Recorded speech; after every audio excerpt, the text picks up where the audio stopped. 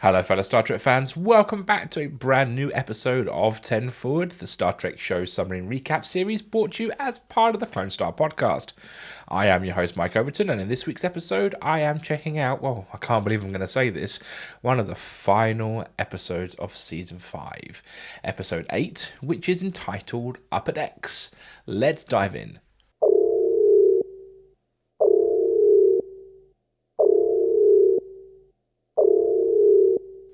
A delightful celebration of the Cerritos crew gives both the lower deckers and senior officers their time to shine in a chaotic, character-driven adventure.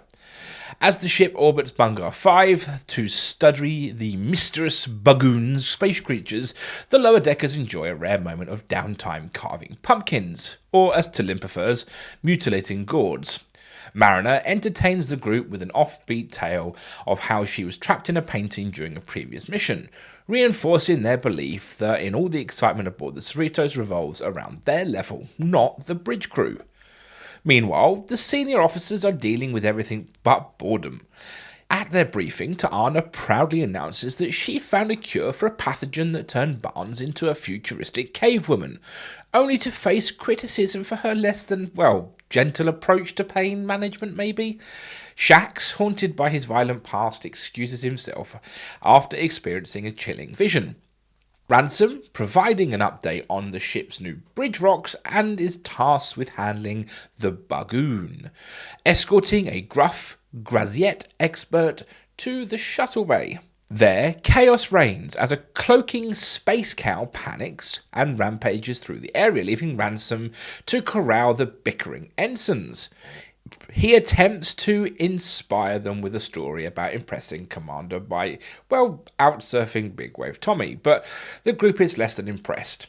Shax retreats to his quarters, where the literal ghost of his past confronts him with accusations of unresolved guilt, leading to a stunning astral projection battle against spectral versions of himself in a Cardassian war zone. Things escalate further as crisis erupts across the ship. In engineering, retrofitted plasma canisters threaten to explode, forcing Billups to rope in the hesitant Meredith for help, whilst our rogue Binar AR complicates matters. In sickbay, T'Ana demands the reluctant Westlake to subject her to increasingly intense pain so she can refine her pain management chart, shouting, "You're going to fuck me up so I can feel some pain." Meanwhile, Captain Freeman endures a morning packed with, bizarre meetings, including Bard's saxophonal recital, a horrifying fertility enrichment, and, Wigner Bingston Jr.'s interminable one-man show. Sounds fascinating, as Spock would say. As all of this unfolds, the Cerritos is being secretly observed by an ominous ship. It's soon revealed that the Graziette is actually a Clicket, a member of an insectoid species seeking out the Bagoon cloaking technology to dominate the quadrant. Disguised Clicket operatives beam aboard and ambush the senior officers, targeting them across the ship. Chaos peaks as the Bagoon creatures, spooked by the Clickets, rampage invisibly through the shuttle bay.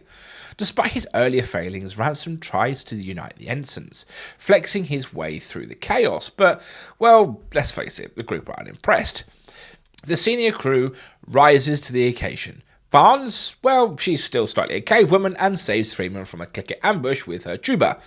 T'Ana shrugs off a set-to-kill phaser blast, now completely immune to pain, leaping into action with her Ferocian Catian's growls. Shax, in his quarters, dispatches insectoid intruders with ease, mistaking them for, more Cardassians to add to his mental kill count. Beta and Delta shifters band together to subdue the remaining Clickets, and Freeman confronts their leader, who gloats about his infiltration plan. Now, Freeman recalls a crucial detail from the morning's briefing. Clickets, they can't handle compliments. She bombards their leader with exaggerated praise, complimenting everything from his shiny caprice to his amazing breath. Overwhelmed, the Clickets retreat, ending the invasion as abruptly as it began. With order restored, Billups is rescued from the plasma tube in engineering, and the Bagoon are safely escorted away. Ransom celebrates a small victory as his antics manage to unite the ensigns, who rally behind him after all. Freeman returns to her packed schedule, but, is pleasantly surprised when Stephen arranges for her husband to join her for a holodeck Paris anniversary dinner. Meanwhile, the senior officers regroup at the bar to reflect on, well, the quite eventful day. Emerging from their pumpkin party, the lower deckers remain blissfully unaware of all the chaos that has unfolded around them. Mariner, the ever-confident that the spice and glitter of the Cerritos reside solely around their adventures, is forced to pause when T'Lyn delivers a rare but pointed joke, challenging a worldview. And just like that, the episode ends.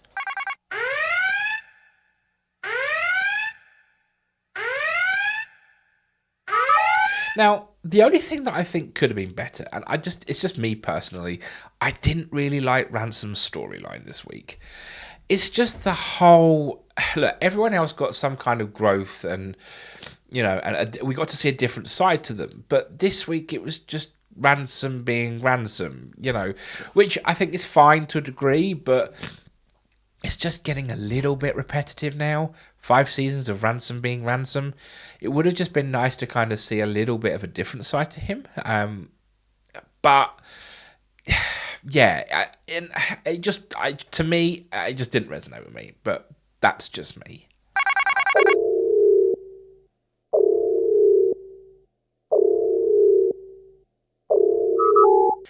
This week had lots of really fun and adventurous parts. I thought the whole, click its were hilarious. Click it, to be fair, I like saying the word click it. I might have to try and use that as an insult someday. But yes, the click its I thought were quite funny. The bagoons were quite fun as well. They kind of remind me of big, I can't remember the name of the beetle off the top of my head, but they just reminded me of like big beetles that happened to randomly cloak, but also acted like cows. And, believe it or not, cows are some of my favourite creatures. I thought Cave Woman Barnes was brilliant, and when she rescues Captain Freeman with her tuba, I just thought it was just fantastic. It also harks back to the de-evolving episode of TNG, which I also quite liked. So again, another tie-in for us long-term Star Trek fans. Ta'ana's sub-story this week I thought was just nuts. It kind of goes to that, I can't remember, but it goes to that kind of mentality of, those people that thoroughly enjoy torture. And I just shows you kind of really how unhinged she really is. But yeah, there we go. But I think that's Tiana as a whole, isn't she? She is just that slightly bonkers, unhinged cat doctor. I think that's the only way I'm ever going to be able to describe her.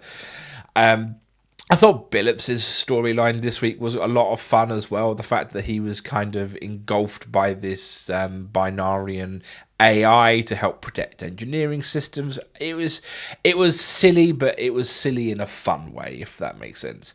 So yeah, lots of really good, funny parts this week.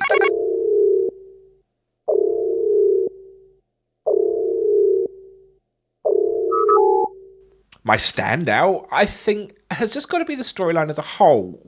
I've been harking on now for, 2 seasons about character growth and character development, and it's always the same. We always get the primary characters that get all of that love and attention, and this week that changed. This week, all of that love and attention was given to the sort of the surrounding cast, so in this case, the bridge crew.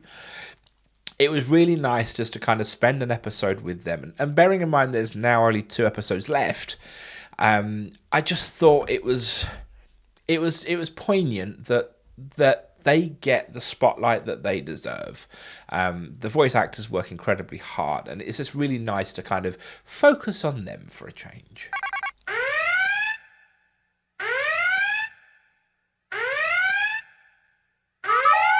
Well, this week's episode was a treat for long-time Lower Decks fans, offering a clever twist by flipping the focus on the senior officers in the story, aptly titled Upper Decks. Creator Mike McMahon brought things full circle, drawing inspiration from the TNG episode that birthed the series concept, whilst adding Lower Decks' signature charm. The result was, a celebration of the show itself, packed with sharp character moments and playful meta-nod to the premise, as Boimler's cheeky states, with sort of the stars of the show. In a bold move to let the senior officers take the spotlight, whilst the core lower deckers, including T'Lyn, bookended the episodes. But it worked, proving how much these characters have grown into compelling leads themselves. From Freeman's underlying care for her crew to Shax's tragic yet, hilarious backstory, Billups' chaotic engineering genius, and to Anna's, extreme approach to plane management.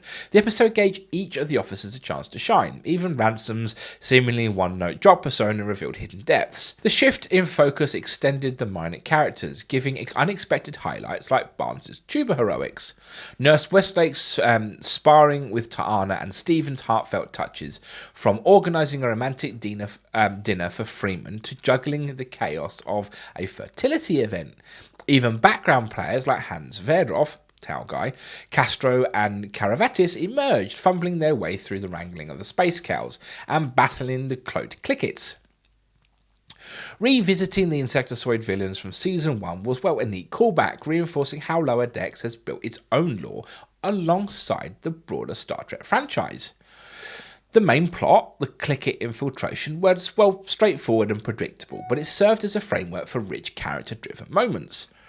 The ridiculous Clickets fit perfectly into the show's tone, whilst quirky subplots like Billups and Meredith disarming the Binar defense AI, Golem through emotional storytelling added plenty of offbeat humour. And of course, there were no shortage of techno-babble gems, like decouple the deuterium conduits before the thermal blankets push out the valves into the adjustment coils. Whatever that means. The cast delivered stellar performances, including a record number of returning guest stars like Nolan North, Phil Lamar, Paul Scheer and Artemis Inabi. It felt like a kind of hurrah for the extended ensemble before the show's finale, reminding us that the Cerritos is brimming with untold stories. Even Tendi acknowledged this, nothing that the senior officers are the leads of their own show, and we're just not observing them. This episode was a love letter to the fans and, the show's growing universe. It might not cater for newcomers, but 5 seasons in, Lower Decks has earned the right to celebrate itself. As we approach the final episodes, this detour felt both, reflective and bittersweet. A reminder of how the unique world and characters will soon say goodbye to. Thank you for tuning into this week's episode of 10 Forward. I have been your host, Mike Overton. Remember, you can catch up with more Clonestar podcasts at our Patreon with the link in the description and the podcast episode. But until next time, live long and prosper.